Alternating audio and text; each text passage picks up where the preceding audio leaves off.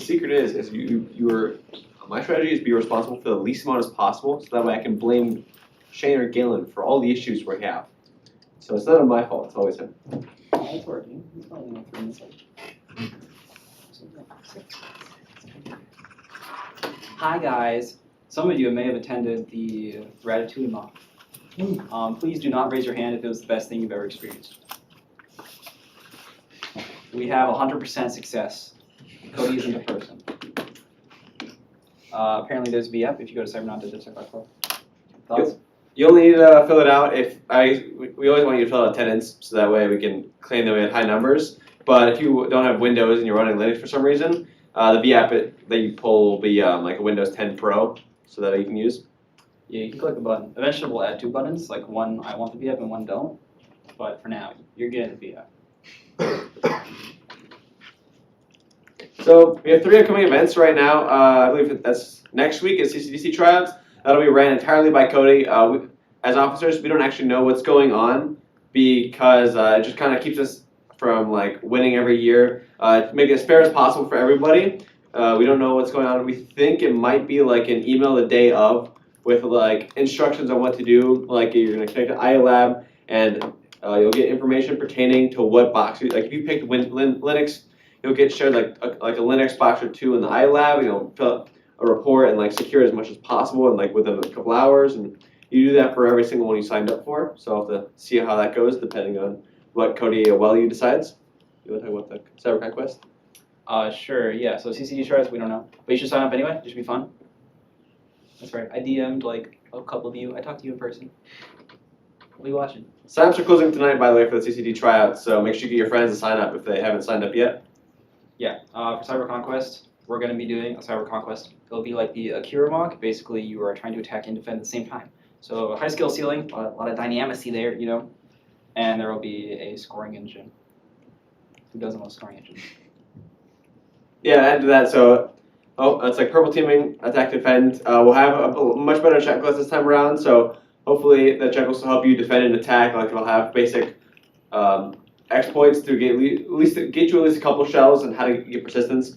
I know last time how to get persistence wasn't well described, and what persistence quite means was a little confusing for some people. So for the Dean's Cup is over the winter break, and it's kind of like it's a hackathon, but you can do it until the winter break gets over, I believe, or like early January. And it's kind of like you submit your project, like a project you did over the winter break that pertains to your degree program, like cyber ops or computer science. And you submit it to the dean, and he'll have a few faculty like watch a short video you made on it, and like they'll check out what you built and what they thought of it, and you can win some money. Like I believe the top prize was like $500, and the second place was like $250. And there's only four people who competed. So basically, you had a 100% chance of winning money last year. So hopefully, we can get a bit more people trying out. So that way, it's a little to win that free cash. But I don't get out of bed for less than K, so it's gonna be hard. Any questions about any of our upcoming events? The Cyber Conquest is almost exactly in concept what the Akira one was, right? Yeah, it'll be different. Okay. It obviously like the specifics will be different, but like the idea behind it's the same. Same energy. We'll have working persistence binaries this time. Okay. We should just be able to run persist X, and it'll make it easier.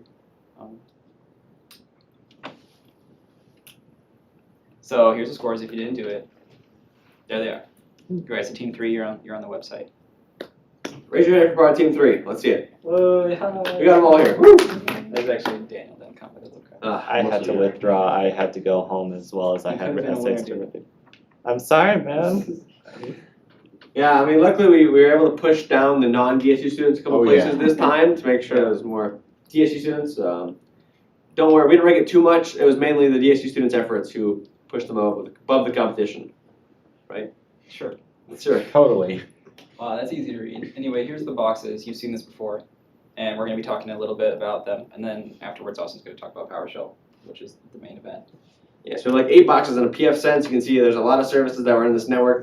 Those are the required ones. There were many more that were set up and configured that weren't required, and they actually made your box more vulnerable. So, yeah. Is Galen like speak from the ceiling or something? I think there's a no. You got it? Okay, I'll talk about pfSense. So Galen configured the pfSense. Obviously, it was horrible. I don't know if he intended it to be. He did. He put some allow all rules, and he had a bunch of users. We were thinking about scoring the users on the pfSense, but we didn't. And you can use LDAP to authenticate. It's like connected to the domain, apparently. In true Galen fashion, it didn't work half the time. But what did work is the allow rules, so you should prevent those, or at least filter them to actually, be a firewall. But make sure you don't make your network all red, like SDSU did that one check. Yeah, in the future we'll have LDAP work better. So LDAP is like the pfSense when you give it creds, it'll try to throw those creds against the domain controller, which is Windows, and it'll check if that user exists, and it'll be like, hey, pfSense, this user exists, you can let him in. And the domain controller can kind of like define groups for the pfSense, like we had them all set up so if the pfSense, or if a user could authenticate against the LDAP server, it'd be an admin on the pfSense. So that'd be a big issue if you thought your pfSense was safe because you changed the default creds for all the users. But red team would still be able to use normal creds and get into the pfSense. Yep. So here's the Linux box. This is a copy and paste from the previous thing. So Too Long is not a box I made. That was mostly Cody. That Cody. Look at him. That was mostly his box. It was a SCADA VR ? Yeah. So that was the device actually running the PLC. I don't think any of you changed it, and also it was really hard, if not impossible, to patch. Thanks, Cody. So the energy with that, we don't really have any pictures, but if you would connect to it on port 502, it'd be Modbus, and then you can read and write to values in the PLC. Orleans was PLC. SCADA was the the. PLC. Cody, come on here. Come talk about it. Sure.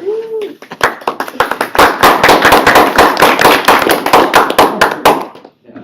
All right, so for too long, you guys had SCADA VR. It is vulnerable as heck. Nobody changed their default creds, so I just logged in and I turned off your guys' power. That's about it for that one. Orleans was the actual PLC. That is the box that had the vulnerability, and there is no fix to it because you don't put your PLC on the IT network. It gives you read and write privileges with unauthentication, so I can write to your coil and turn off the PLC anywhere in the world. It's a little better explanation for people who don't quite understand what SCADA is it has like a couple different parts. Like there's the SCADA system, which supervisory control acquisition something. Activision? So it's like your SCADA system is like your stoplight on the road, I believe. Is that right? Yeah, there's stoplights, your security systems, anything that's more industrial based. And PLC is kind of like that controller for the SCADA system. And I believe scoring was checking if the SCADA system on the PLC that was being registered by the PLC the light was on, right, for the scoring. So it was kind of like checking the page, and it would see if that light was still on. What he was doing is he was logging to the interface, the PLC interface that controlled the SCADA, and he could just toggle off your lights so that way it'd stop scoring. And if you changed your PLC creds, which is your web interface, to the SCADA system, he could manually write to the SCADA coils, which is kind of like your registers, but they're publicly exposed, which is just kind of how SCADA is set up, which is kind of insecure if it's publicly exposed to the internet, or like your IT network, which is your regular users. And since he was able to write to that, he was able to shut off your lights kind of no matter what, and that would stop scoring. That's correct. Yeah. But But there was only one team that actually had to use the exploit on because they knew how to run SCADA VR. So. let's see what's up. All right, well, thank you, Cody. You can take me there. Yeah. All right, guys, we're gonna guess the IP. Is it 12 or is it 11? Is it up? No, it's not that. 10. Success. So this is Tomcat. SCADA PR /login ID. So if you went to this, you'd see this, and then it's at. Oh my gosh! Wait, what was the history anyway? Admin. What are we looking at? So here's this interface, and if you're interested, this was the same thing they gave us at CPTC, and we mangled it. We killed thousands of Oompa-Loompas. Anyway, here's what it looks like. You can click it. You gotta turn on the PLC. I gotta turn on the PLC. Hey. Yeah. Okay, so the PLC is off by default, but if this was working, I'd be able to click this, and then it would turn the light off, and it'd be like, boom, lights off, and then you would not get any points. Is it on the .10 for the? Or are they both on .12? They're both on the same. Wrong. It's on .10. So OpenPLC is the thing that's actually running. So this is what it looks like. Creds are OpenPLC, OpenPLC. So you should change those. And I had to do this for all your guys' images when we started up. So if you reboot it, it would die, and you have to click this button. But sometimes that doesn't work, so you have to compile it. Like right here, it's saying cannot connect. Haha, cannot connect, cannot connect. So you have to go in programs, click it, and then click launch. Don't ask me why. I don't know. Fun fact: some of the things that control like our entire country run on this garbage system. So I mean, that's good to know. Like all your stoplights or anything, they probably run something similar to this. You know. They're not important, it's fine. I don't even stop for stoplights anymore.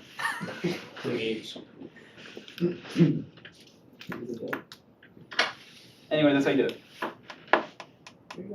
Whoa, that's that close. Yeah, yeah, invisible button. So tiny. All right, well that's that. Any questions on PLC for Cody? Ask a question, please. Anyone? So- What's your favorite color? No. Good question. So, was there really any remediation aside from changing default creds and just hoping that you didn't do Yeah, if anything? you change default creds, I wasn't gonna exploit your box. Okay. anyway, I So, complained about it, and then the Okay, team that did change it, it was Nord, so I was just, I turned this off. Because, it's Nord. yeah, I noticed. Yeah. So is there a list of just random services like that that we should know how to use in order to fix stuff with in a competition? It's basically infinite, but you can get a small sample pool that's representative of a larger pool. Like I'm sure there are hundreds of other crappy PLC programmable logic controller interfaces. So if you learn one, you probably know them all. Usually when it comes to actual CCDC, they'll give you like a list of services they'll get beforehand, and you can like learn how to use it before the competition starts. Hopefully. Next, so I wrote Havre, and we also have Paris and Orleans. We already kind of talked about Orleans, and Paris Cutshot is like dead or something, I don't know. So we're going to talk about Havre. It's better work, Austin, I swear to God. Control plus. What is control? Why is this keyboard so like pizza? All right, so if you log into Havre, you would see this. You'd see we have vanilla ratatouille, and now you're in. What do you do? This is DevSec plays securing boxes.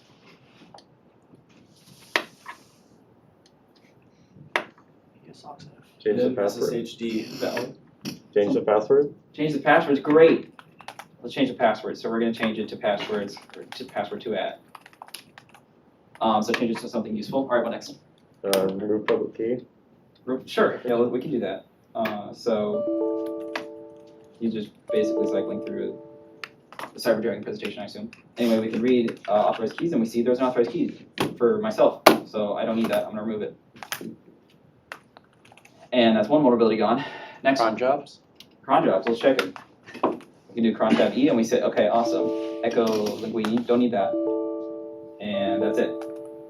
And I can also check my var spool cron tabs, which is user level cron tabs. Var spool cron tabs. Cron root, okay. Good. So this root file has nothing in it. I must have already removed this. Anyway, there was something in it, and now it's gone. Next. Check our Etsy user, Sure, see yeah. if there's anything bad in there. So we can check Etsy password for bad users, Yeah, and right off the bat we see Tor has like some ungodly user ID. I don't know, that's broken.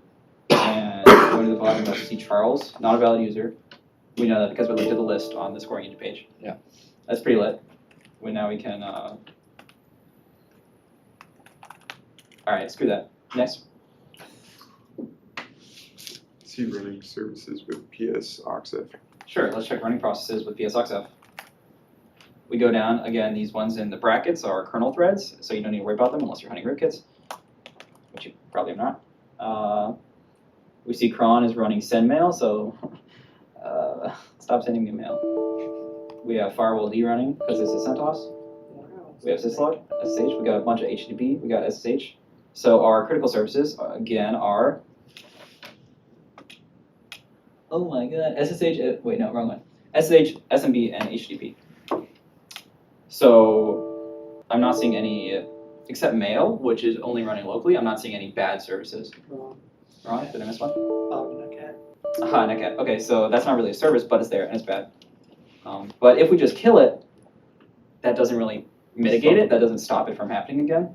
So we should probably try to find out where it's coming from. But for now, we can kill it and see if it comes up again when we do something specific. Any ideas for next? And of course, we have this mental list of services to look over later. Next. You can look in bash RC. Sure, let's look in bash RC. So bash RC is one of the mini files that runs commands whenever you run something. So we see here's our message from before, which was probably hinting to us that we need to check bash RC. And we see right under it a netcat command, presumably because it uses the netcat syntax, which is listening, port, execute in bash.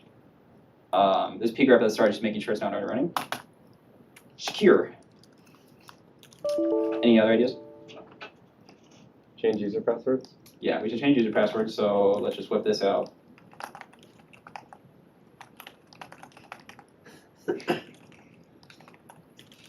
Then sh cut delimiter of colon. It's just Shane on a slow day typing a password change script. Usually it's much faster. Usually it is, yeah. You usually practice. That's all you gotta do. Type eraser and just copy paste this in and just go ham on it until you're a master at password change scripts.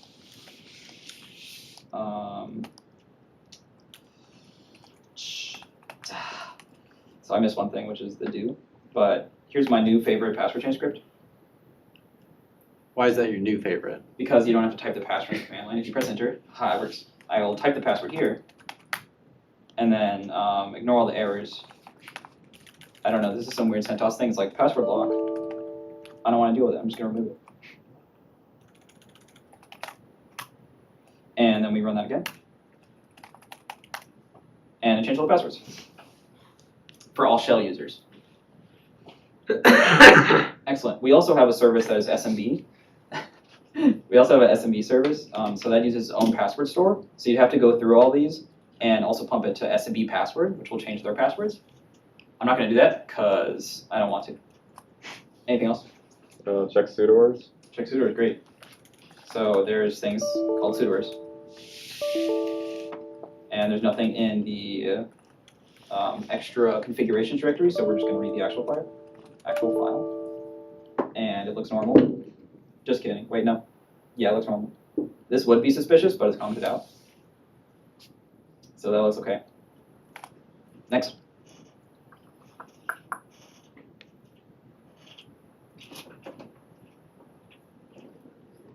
Should we use like LD preload. SS Sure. blunt to Yeah, see open ports? that's my favorite command, ss_blunt. And we can see that netcat is still running. We missed that in the PSOX output somehow, so I'm just going to start killing because I know where that's from. And it says terminated. So we have local listening on port whatever. I don't even know what that is. We have netcon on 888 again, so clearly we didn't fix it. And that's something to firewall off. This is running, this is postfix again. SMBD is running, cool. SH is running, netcat on 888 again, except by PV6. Wait, I don't think I'm supposed to take this on. Yeah, okay. And that's about it. You configure your services. You do LD preload. There is no LD preload. You didn't say it. No. So we have low revolution, which is a score share, and then we have hacker backup, so you just delete that, and then you restart the service.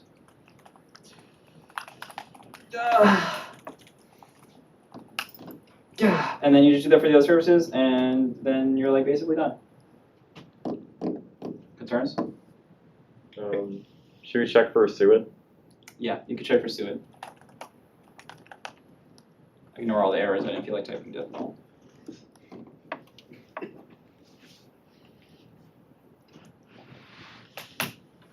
There you go. So bash should not be suet. We should remove that.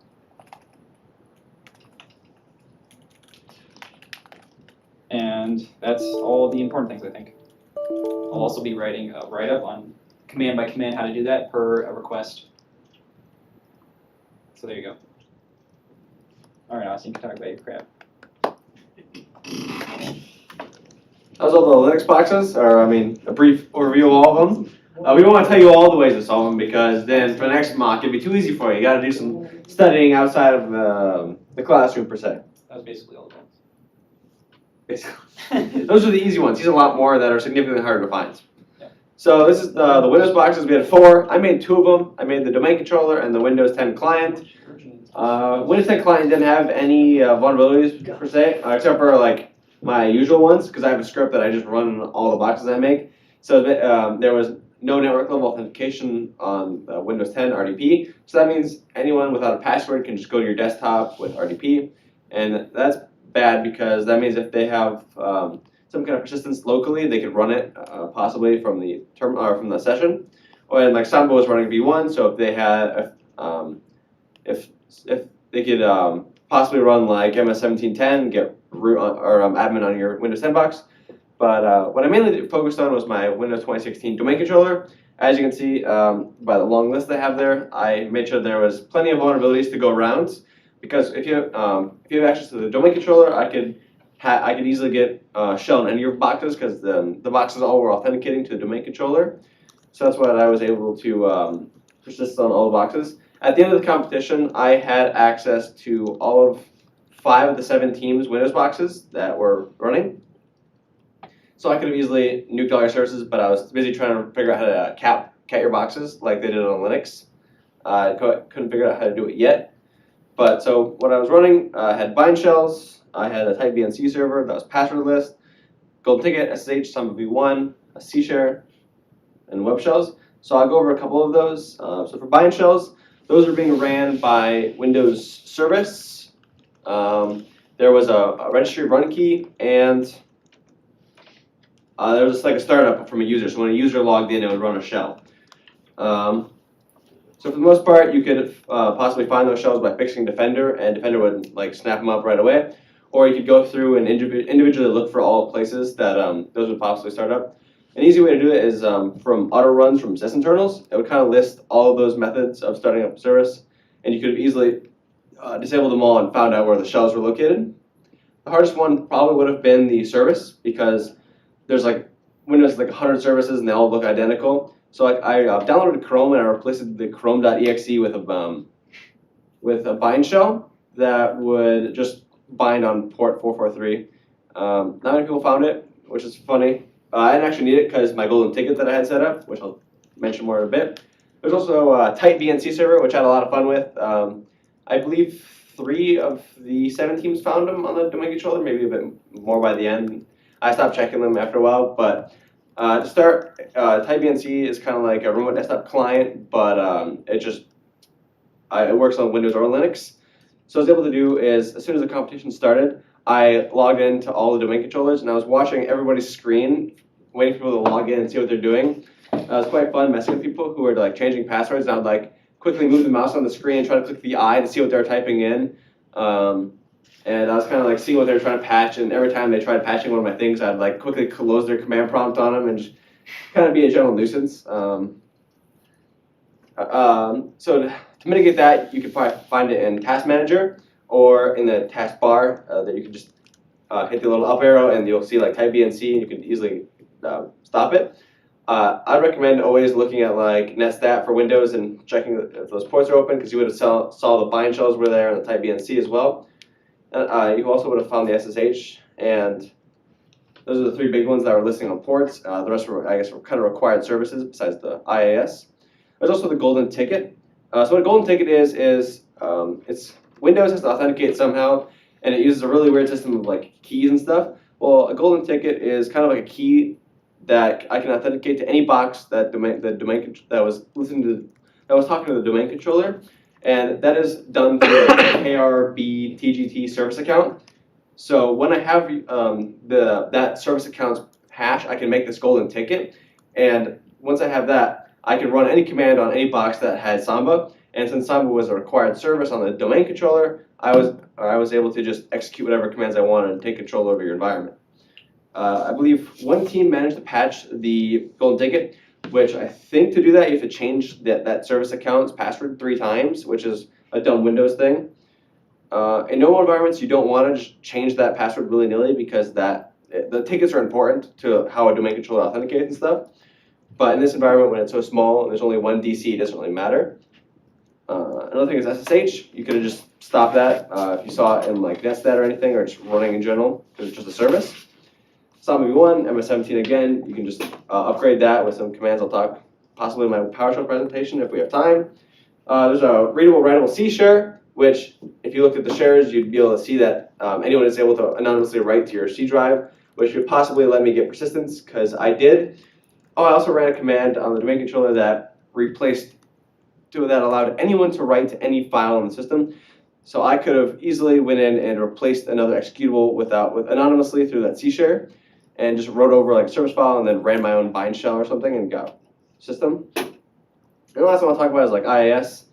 And what that was is that it wasn't a required service, but it was like a web shell listener, and I had a bunch of pony shell set up and like some CMD that would run commands. I also made IIS run a system, so you have to kind of look up how to make sure to set it to not be system, because you don't need your web server to be running a system. Usually it runs as like a low IIS user, which doesn't have permission to run commands as administrator, preferably. Any questions about Windows?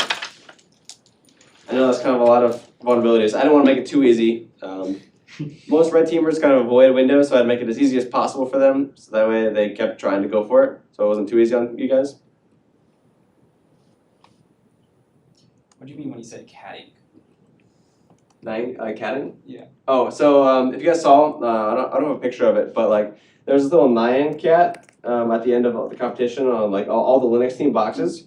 And what they kind of did was you're able to replace the bootloader once you have a system on a machine, and it'll just play this when it boots up in a little cat GIF. You can't fix it once that happens. You're kind of just screwed because they replace your bootloader and you're not going to be able to patch that within the time frame of the competition. You know how it's done? Yeah, it overwrites the MBR. Yeah, you just like run an executable and it overwrites part of your drive. Sure, yeah. Pretty easy. So for Rand, please. In general, I think the worst vulnerabilities are going to be the ones the red team I was adds. gonna come talk. So you should. What was that? I thought I was gonna come talk. You are. I'm summarizing the previous section while you walked out. Worst things are going to be the red team adds. So don't be like, oh, I can just use the vulnerability. If you miss one, your box is basically trash. Hi, hello. I'm the inject person, so I wrote all the injects for this competition, and then I was the one grading them. So a fun thing about these injects is most of the ones that you saw at the mock were actually injects ripped straight for regionals. So if you plan on being on the CCDC team, you're going to see those, so watch out for that and be prepared for them. Some tips for injects in the future. I highly recommend you make a template for reports and memos beforehand, so that way you can just copy paste, fill it in as you go, as injects come in. Another thing that I noticed is I would highly recommend including your team number and name and the inject number on the document, and the file name should be team number inject number.pdf, not like simping for Linux.pdf. That was legitimately one of them. But I mean, I'll give you guys kind of the benefit of the doubt is that we haven't really talked about injects much at DevSec meetings. I blame the officers. But yeah, we haven't talked about them much, and then they kind of got sprung on you. So I was kind of, I thought about, I took that into consideration. I wasn't expecting like doctorate level theses or anything. Another thing, make sure they're professional. You don't want to put smiley faces in your injects, stuff like that. Keep it, think of it as like a paper that you had to turn in to like the crankiest professor ever. Like you want it to be good.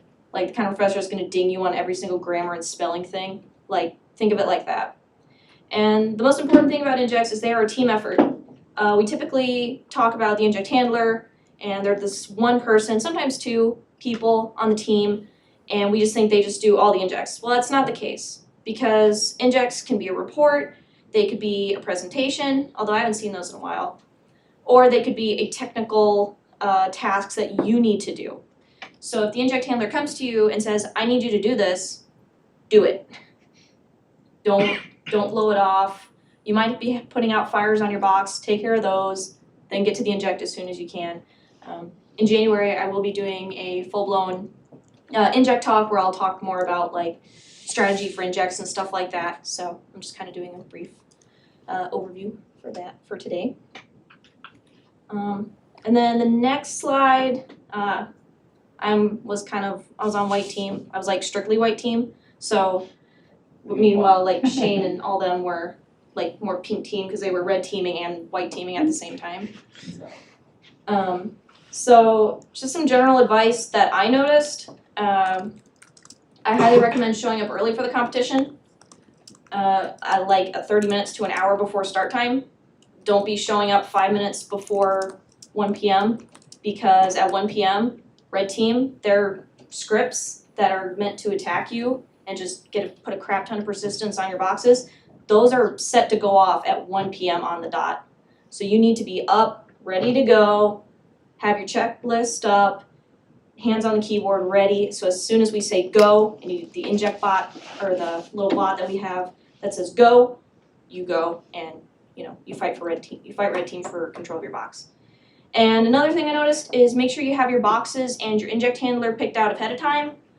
Don't leave that till the day of. It's not a good idea. Did they know the boxes beforehand? Yeah, so once you know the boxes, once you know if they're Windows or Linux, divvy that out amongst your team. Have your, who's gonna do injects, because I noticed in some of the team chats, people were messaging like an hour into the competition, so who wants to do injects? That's not good. That person should already know, like the day before or an hour before, because you guys got together early as a team and you know what you're doing, that you guys know all that. Because that's just gonna help with the flow of things, and it's gonna make those first few minutes of the competition where you're like, oh crap, it's go time to patch everything, red team's coming. It makes it a little bit easier because you know what you're doing.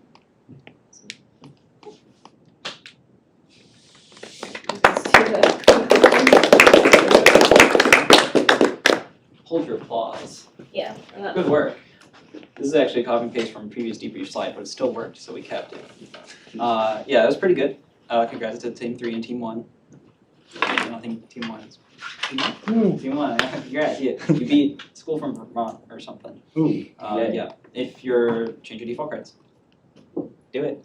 And you can revert things, but remember that if you revert them, it's reverted. So you need to redo everything you already did. So that's kind of like a last resort type deal that you don't want to do.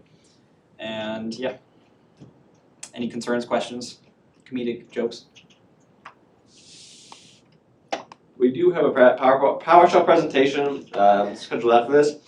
What do you guys think, yay or nay for it? I know it's kind of went long. I wasn't sure what you guys thought of it. You guys want to do PowerShell or not? It's going to be like probably another 30 minutes. So if you Raise your hand if you want it. That's good enough. I'll I'm take it. raising my hand. I guess we'll do it. You signed up for another 30 minutes of hell. It's all downhill from here. Yeah. Okay, good luck. You should watch questions about Dissect That Club. Okay. So.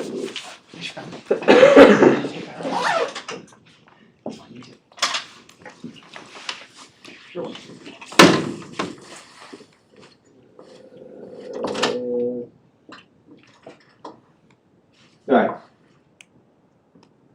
So this is kind of like it's kind of similar to my Windows presentation that I was like clicking less, like defending Windows in less than 100 clicks. This is kind of more in depth into PowerShell, I think. So hopefully you can learn something additional. So once again, if you haven't signed up yet, cybernet.devsec.club, or if you have any questions and don't want to blurt them out, questions.devsec.club. We don't make too much fun of people who ask dumb questions, so I mean, you could just shout them out. I don't mind. So why does batch/cmd suck? So batch and cmd is like the original way you control Windows. It's more attuned to like bash and Linux. It's like commands are random. Examples like fc ipconfig, sch tasks, etc. Can anyone tell me what sch tasks does? It's schedule tasks. That's probably one of the easier ones. What's FC do? Forget cats. It compares two files. Like, who would ever guess that? Who named these things? Like, it's garbage. See, now that you say that, file compare does make sense. Yeah, I but, mean, like, yeah, but like, there's a You million. don't get it from the name. Yeah, it can stand for a million things, you know? Output is plain text. So what I kind of mean like that is when text is outputted, it just spews it onto the screen. Like, it doesn't do anything with it. It's not like nice output to control it. It's like you have to cut it and like cut your delimiter and stuff, you know what I'm saying? I spelled terrible wrong, but I'll take it. Terrible typing. In command prompt, it's basically impossible to, or it's not very easy to pass output from one command to another.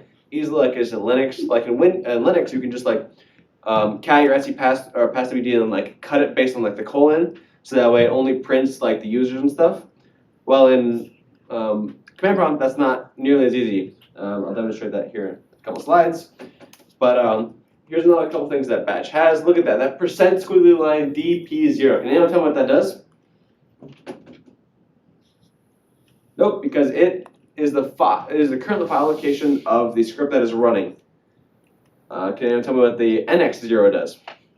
Based on the hint from the DP0. That gives you the file name of the running batch scripts. I don't know why I never guessed that, or who decided to name it percent squiggly line NX0. Just proof that whoever made it was on LSD and was guessing random names as they went along. But this is why PowerShell is superior. There's verb noun commands, which I'll go over. It's kind of like a template for this presentation, like it's an outline. Object-based output, which is far superior than just text-based output. Everything's like its own little array, basically. It's a lot easier to parse through an array than it is text. Simple piping of command output, so it's really easy with those array because the commands are all expecting this array. So it's super easy to pipe them into another command and just like build scripts based on that. Logic in PowerShell is really nice compared to CMD. It's really hard to make if statements and command prompt. They're kind of ugly in my opinion. Scripting, nice and easy because everything can be done in like one line, or variables are easy to store things in. Whereas command prompt, you have to store it like variables, temporary files to pass things in space to space. And there's also a GUI you can make, which not very helpful in competition sense, but if you are more a sysadmin, it's nice to make those GUIs so you can like click buttons when you have a task you have to do every day. You can be like, oh, click this button and it'll do it for me, which I'll kind of demo in a little bit. So what are verb noun commands? So the verbs are like, there's like, I believe like 5 dozen of them, but the most common ones are like get, show, copy, set, select, and start, which the verbs tell you what the command does. Like if you see show, it's never gonna, or show or give, they're never gonna alter your data that you're looking at. While set and like start will modify what you're dealing with. So it's kind of like nice and easy to know that what command you're doing isn't gonna have a perverse effect on the system. If you want a full list of all the commands that PowerShell blesses, there's a link right there. Another thing PowerShell has is great tab completion. For commands and parameters, so you can see if you type get dash and so if I go here, type get dash, it'll start auto-completing whatever command I want under that category. If I type show dash, I'll get all the commands. Well, along with commands, I can also tab complete parameters. So I can tab through them, or I can hit Control spacebar. And I can see all the parameters that this command accepts and kind of what their value is. So you see that name is expecting a string, SID is expecting a secure identifier, which is like that SID-0, whatever, a really long string in Windows, which has like a random set of numbers that's unique. The user information, and you can kind of like identify a user based on that. Verbose has like switch is like true or false. Warning information, string, out variable, so it's like what variable you want to save it to if you don't want to pipe it. Instead of out variable, you can also do like var equals, and then it'll pass that output into there. But so now it's kind of like what you're selecting. A couple examples of those. My favorite is like get dash local user, or local user. And it's just like getting the list of information. If you set dash local user, I could like tab control space or dash control space. You can see that I can set the account to expire. I can change the full name. Those parameters are a lot different than the ones that were get local user. because the commands do different things, and it's super easy. When you read a command in PowerShell, you know what it does immediately, give or take. As compared to Bash, you see these random things that you don't, not quite necessarily can guess what it's doing. When you read a command into a variable, how long does that variable live? It just lives in the current context by default, so as long as you are in the same session, it'll stay alive or the same script. So if you save your password to a variable and ran your script to change passwords, you want to make sure you either kill that session or like clear your history and then delete the variable to make sure that variable is gone, because if red team gets control over that session, they can just cat your variable with that password, and you don't want that, because then they can just use that against all your boxes possibly if you're lazy and use the same password for everything, which some teams do based on the scoring engine that we scrolled through. We can see all the services that, or all the passwords people use, so it's fun to see what creativity people have and who uses random passwords. So next thing I'll be going over is object-based output. And that was talking about is it's arrays versus text. You know, Linux when WSL, what is it?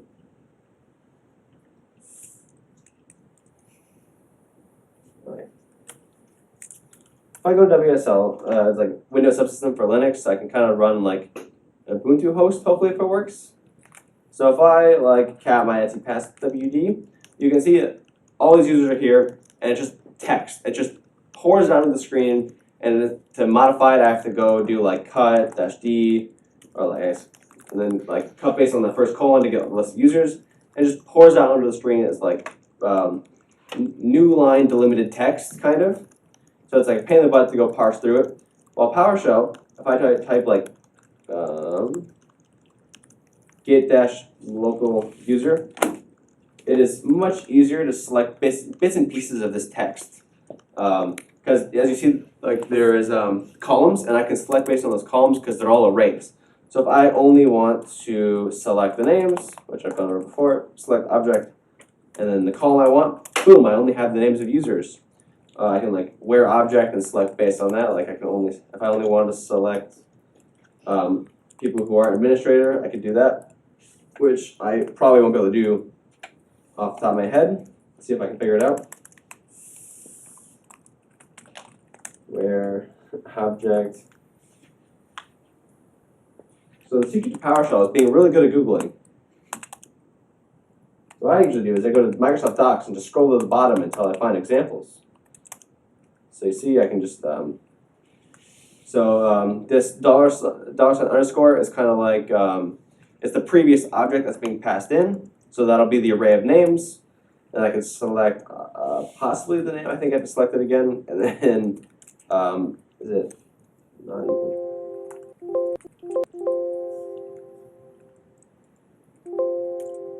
Whew. What do you think? What's the thing for not equal? Any guesses? No. What is it? NE? Probably. There we go. I was able to select everything but the administrator. If you run this command, it'd be kind of straightforward. You see get-local user. Okay, it's getting listed the usernames. It's selecting only the name column, and then where object is selecting or not selecting based on those parameters. You can see that it's selecting. You can see that it's $.name. So and then NE. So it's selecting anything that's not the username administrator, which is super easy and straightforward comparatively to what it would require in command prompts.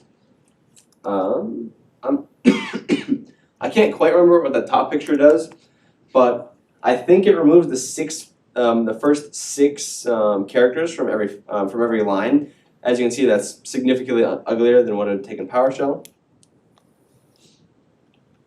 So another thing is simple piping of command output. I kind of demonstrated that quickly with this command right here. It's a lot. I mean, I personally can read this better than the ugliness of Linux or the impossibleness to read of Windows or command prompt by default. If you want to see how piping works for command, you can show -commands and then the command you want to look at.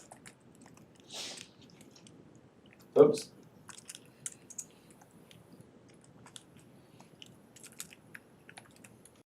Oh, I have no idea. Alright, command parameters. apparently this just tells you, apparently just has like a GUI for commands. I didn't actually know that. A better option is, I guess you type help, which is alias. It's probably stands for like get help. Yep. So there's like a bunch of aliases that it has. It kind of makes it more Linux and Windows like, or command prompt like. If you're used to that, it has things like I believe ls and stuff that bring over that Linux people, things that Linux people are used to. A lot of these I've never used before, but you can see the $sign for each, CD, which is nice, change directory, diff, like all those things that make it, I mean, if you're used to the garbageness of random commands, and it's a bit harder for you to use like the readable context, like, oh, if you want a diff, instead of diff, I guess diff is pretty easy comparatively, but this would be like compare object, which is a lot more memorable than just seeing those random characters. So since you don't have to cut and grep your output, it's nice and easy to pass those array back and forth, or in command to command, because most commands in PowerShell can loop through those arrays and do the what you're expecting them to do. Let's see if I have an example. A good example of that is my commands, which I closed the wiki. So for the competition, we had wiki.dissect.club. So DC, and there's this checklist that had a few quick things you can do on Windows and Linux. So this command right here, get-local user pipes it into set local user -password and then read -host as secure string. So what it does is, I've gone through it a couple times, but it gets the list of local users and then basically pipes that into set local user. So set local user is iterating through each of those objects. So it'll be like, oh, administrator, set local user, set the password to what's passed in. Austin, bad guy 2, bad guy, default account, guest, and then you can just one go. So if I did, what if, so it doesn't actually change my passwords, but if I did, you can see that's typing in the stars. So if I hit enter, it'd be like, oh, it changed all your passwords, nice and easy. For me, if you compared that line versus the one that Linux has for changing passwords, significantly more readable. Like, what is this? What are you supposed to do with it? Like, how are you gonna read that? It's gibberish, in my opinion. Garbage.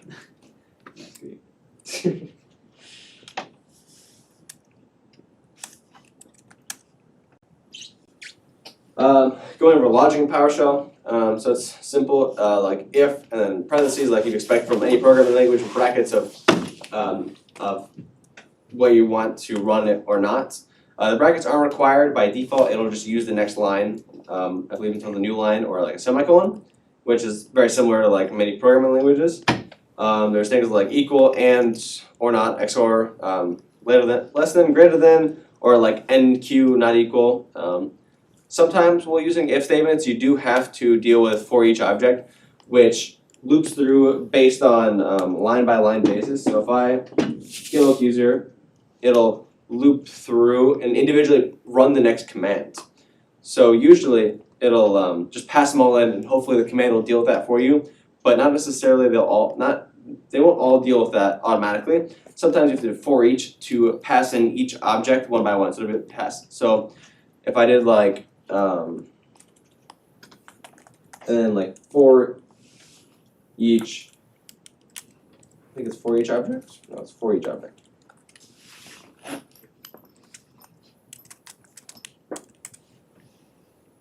So it'll loop through and just pass into the next commands what I want. If I did like, I think the same thing, so if I like set local user with the password, it would run through and pass individually as opposed to passing the whole array at once. That's useful if you have like an if statement and you want to check for each individual object if you want to trigger the next command or not. I do have a quick command demo for that. So as you see here, I have this get np preference command. What this does is it removes all the exclusions in Windows. So if you have Windows security, go to virus protection. Don't send that sample. I didn't have a virus on my computer, I swear. Manage settings. Scroll down, I have this exclusions, which is kind of buried, which is pretty annoying.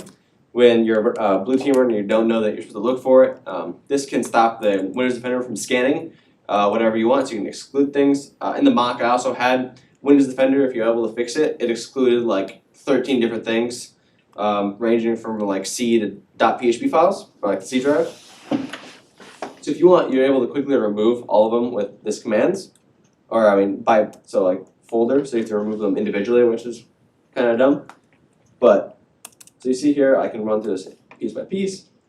So the get MP preference gets basically all your settings in PowerShell in one go. So wait a second. You can see that every single option that my Windows security has configured pops up here. If I scroll through, I could probably find my file exclusions. Yeah, I have my exclusion paths. I'm not administrator, so I can't view them. I guess if I rerun this, you'd be able to see it because it's just invisible from. Must be and administrator. I didn't make this. Nobody's perfect. Come on. So if I want to select only the exclusion process, which sometimes you put parentheses around it to force it to select by object, I guess I can just do like get MP preference and select objects exclusion path. So this gets the list of paths. Let me just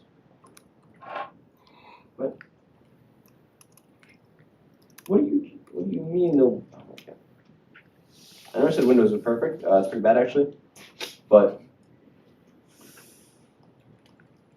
all right. Now I have an administrator command prompt or PowerShell. So hopefully, yeah, there we go. So now I have all my exclusions that I've set up in my system. As you see, I have my Notepad / backup. That's because sometimes I copy and paste little viruses into my Notepad, and it'll pick that up, which is kind of annoying. So. Like if you copy and paste invoke -mimikatz into Notepad++, it'll pick it up because Windows Defender will be like, that's bad because it has the word mimikatz in it, and Windows is not like mimikatz because it dumps all its credits. I also have my virtual machines excluded, so that way it doesn't scan those, which takes a long time because there's many gigs of folders or files to scan through. So looking at this, I can do the rest of this command, so I can loop through for each. So this invoke expression command doesn't loop through each object by default. It'll just pass in the whole object, which I don't, or this whole output, which I don't want. So I have to force this to do them individually. So I'm kind of like telling it to pass in the backup and the virtual machines one by one. So that way the invoke expression and remove MP preference will delete it. So remove MP preference can just like alter your settings, which is kind of painful, which is kind of like one of the downsides of PowerShell is not all the commandlets are perfect right now because it's still kind of young comparatively. But invoke expression is, I use it to build this next command. If you see here, I can't zoom in, but it's setting the path as a parameter to this exclusion process removal, because I can't just, PowerShell doesn't allow you to just pass in parameters as command line arguments, and that's how MP preference is expecting it, which is kind of annoying. So what you have to do is invoke expression. You can see that this basically appending it to it and then running it, so that way it's expecting it as an actual file. If a red teamer was paying attention, they could probably make an exclusion to trick me into running a command, because it'd probably like pass it in and then run that as a system command, and could get a shell if they already had it, something set up in my preferences. So if I modify this to say exclusion path, because I don't have any processes excluded, and then replace this exclusion process in this dash with a, I don't want to delete it, so if I put dash what if, I want to put it in here actually.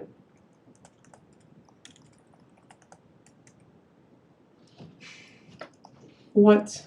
Okay, MP preference actually sucks. Which kind of like, so doesn't actually support what if. It's one of those dumb command line arguments that you have no choice but to basically use it, So you have to conform to its rules. So if I hit enter, it'll go without an issue. And if I go back here, exclusion paths to see what I deleted, they're gone. So now I successfully removed all my paths. This could be really easy to type up if they had like 100 exclusions set up.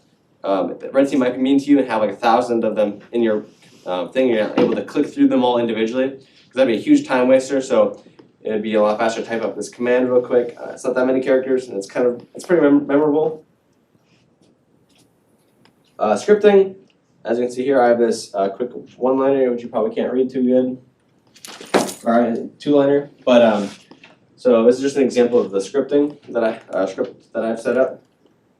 So what it is this gets a list of all the processes that are running in the system that aren't in program files or program data, and they don't have the company Google or VMware in this and like the signed certificate.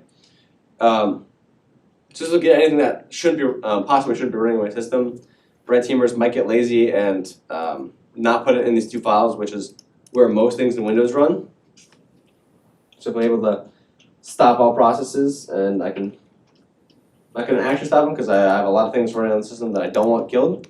But you can see that this get process is stopping things like AutoConnect, gaming services, Office. There's this thing called service, which I'm pretty sure is just by Fujitsu, I guess. It looks suspicious, but it would. So this command basically, it doesn't actually get running processes; it gets services. It's kind of misleading by the name, but it's able to. So this next command I have here, this for each. Oops, I don't want to copy to it. So it's for each. You can see that it's process and processes, so it's kind of like looping. It's iterating through this array and then passing it to the stop process dash name process.name force. So it's going through and killing every single one of those services that I don't want. And red team is a very common mechanism to use services to hide in. This may not necessarily stop all of them because if it's in program files or program data, they'll be safe.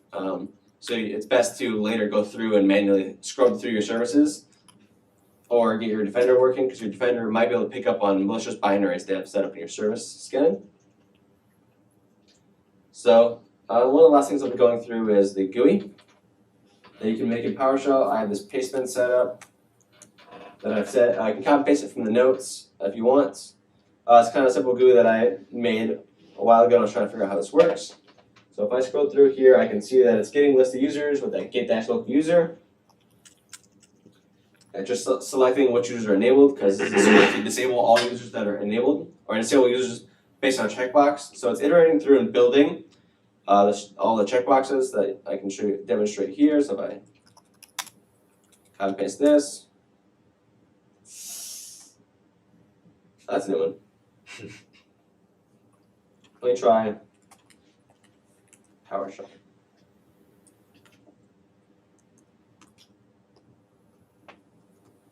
Nope, my system is closed. What?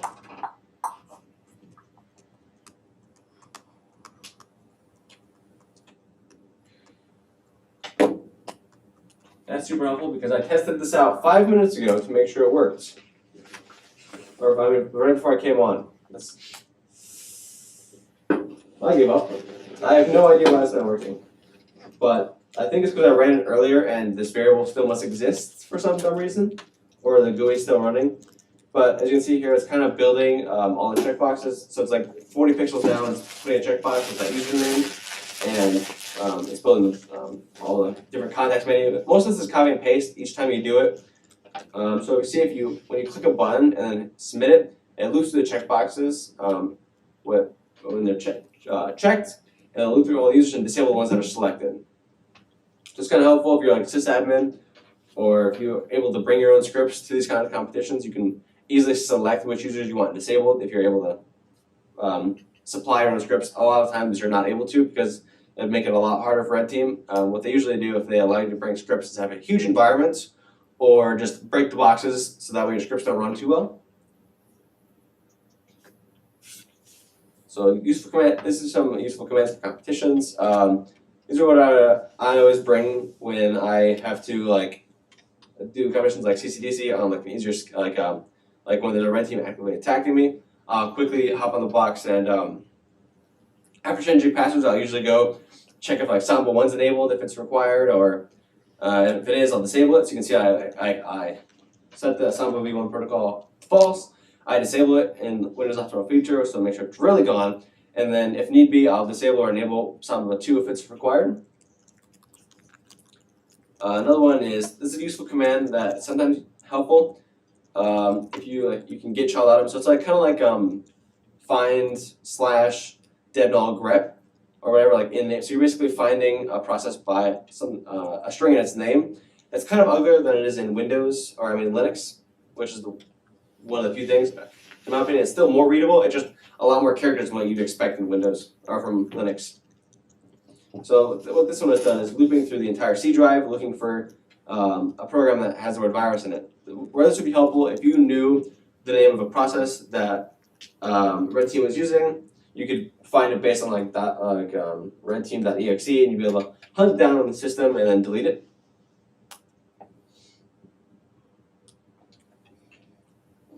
Any questions based on those commands? So this is another very helpful one. Firewall management.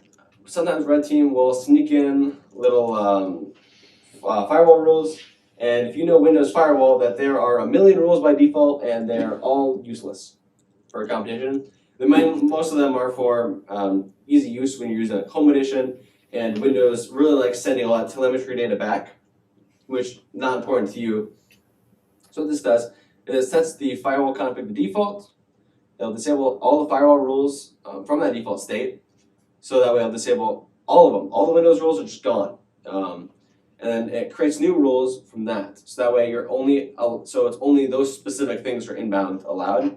If you're running like a domain controller, you're gonna need a handful more ports that you have to find beforehand. But if you're running like a web server and like an SMTP server, you'll allow 80, 4, 3, and 25. So you can see like local port, you can add whatever you want. So if you want to add more, you can just keep adding like comment limited lists. Protocol, if you want, you can rerun this with UDP if you have like a UDP service, which isn't very common for competitions like this. If you want, you can set the name to something more readable and memorable for your future self, because you're gonna be like, wow, this is kind of suspicious. Why is it only called services? If you don't trust yourself too well. But this next one is like, it's kind of very similar to what setnet firewall profile will do, except it won't reset everything to its default state, including rules. This will only just configure it in a much nicer way. So you can first select the profile, like are you on public, private, or domain, which is the 3 firewalls Linux has. You enable which one you selected. You set it so its default inbound action is block it, and then allow it, and then notify and listen. So I believe if a new thing is set up to listen on the firewall, it'll notify you in like the action center, and then you can allow local firewall rules. This basically blocks the firewall rules that we set at the domain level, which you may not want or may want. Any questions about those 2 firewall rules? I mean, most of these scripts that I wrote, I've written at like midnight because I refused to do work before. So these could probably be made significantly better, in my opinion. One helpful thing about PowerShell is if I type like default I, it would automatically assume the rest of the parameter based on that if it was unique. So it'd be like, it could help me save characters in the long run. If I was typing this in like a competition, those characters might save me. But for readability, it's helpful to type out the whole thing so that way you know what it says. Because your future self will be like, what the heck is default I? And you may not remember that this is default inbound action, and you might forget, and it'll probably confuse you and take you much longer to figure out what it's doing. I'd recommend for Windows, after a while, you'll want to set the default outbound action to also deny, and then specify your ports that you need outbound. It's pretty helpful if Red Team has like a very basic reverse shell or bind shell setup. They can't get past the outbound, which is default allow. It's a lot harder to set that up at the beginning because you aren't necessarily ready to set up all the ports required yet. So it might break things if you just default outbound deny all. That's something to keep in mind, but it's pretty helpful in the long run in late terms competition. Red teamers will probably be prepared with like scripts that'll allow a firewall rule. But that's why what I like doing is setting default outbound deny with my ports required, and then I just murder the rest of the firewall, so it's impossible to add more rules. Which there's a couple different ways to do that. I believe registry keys, you can lock the firewall. If you set it to the domain level, you can also require specific rules on all the boxes. So that way, if they get a shell on your local box, they still can't add a service and get out. It's pretty smart. Is in the firewall, you can add specific services that can speak on specific ports. So if you need Chrome to speak outbound, you can tell only Chrome can speak outbound. So that way, a red teamer can just get a shell and be like, hey, I want to speak outbound on those ports that they're allowed to use, which they will do, so that way they can get callbacks. That's all I have about firewall. Conclusion: PowerShell is superior to Bash. Well, if you think Linux doesn't support PowerShell, it does. I don't know how well it is. I think Shane could tell you how amazing PowerShell is on Linux if you want to ask him how it is. Not as bad as Windows. Any questions? None at all? Are you guys gonna all be prepared to use PowerShell in the next competition? So does it have a package manager? That's apt-get, right? There is Git. There's a Git package manager, but I have no idea how to use it. I tried using it before I got here, and I could not figure it out. There is there's modules you can install. Like you can install -module, and there's probably a list of Git module or which ones I have installed. You have to study that up for yourself. Those are the ones I have by default. Is I have PowerShell Git, so I can you can see all those functions that it adds for me. So I'm able to find things on the system. I'm able to get read lines from the standard in. PowerShell management is for managing remote computers and content, which is kind of helpful. But as far as installing random processes, I'm not sure. I think there's a thing called Chalky or Chocolatey or something, which you can use. Chocolatey or Windows does not like having a package manager in the terminal very well. I mean, there's programming language specific ones for JavaScript, Yeah. Python, but general one. Get Windows optional feature, but that's I guess I don't know. I give up. I don't know. The secret is just Googling every single command you type in. That's what I do. So if you want to make a script, you just get ready to Google. You look through. Luckily, Microsoft has one good thing, and that is PowerShell forums, and they explain pretty well what's going on. Well, that's all I have. Thank you.